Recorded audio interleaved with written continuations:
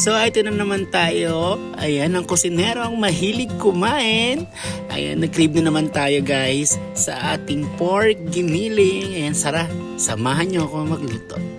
Ayan, kung mapapansin nyo, na konting mantika lang nilagay ko at ginisa ko na yung bawang, sibuyas. Ayan, kung mapapansin nyo rin. Ayan, dahil sobrang dami na nilagay ko ng bawang at sibuyas kasi mas gusto ko yung mas marami para mas malasa dun sa ating giniling. Ayan, pinapapula ko lang siya at isusunod ko na yung ating pork giniling. Ayan, gigisa natin siya ng maayos para mawala yung lansa niya. Ayan, dito naman, ayan, lalagyan lang natin siya ng konting tubig hanggang sa kumulo ng kumulo. Ayan, pakuluyan natin siya muna, palambutin natin muna yung karne. Para mas maluot ang lasa ng bawang sibuyas.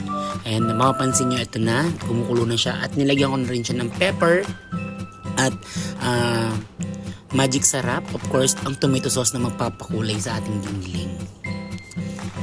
Ayun. And this time kumukulo na siya at dito naman i-add na natin ang ating patatas, carrots at toyo. Ayan, nilagyan ko na siya ng tubig para mas lumambot at lulutuin natin siya sa mahinang apoy lang.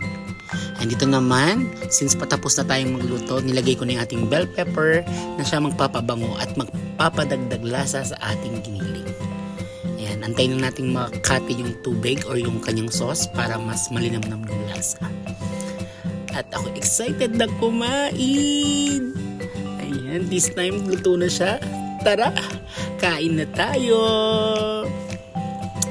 Yum yum! Bye-bye!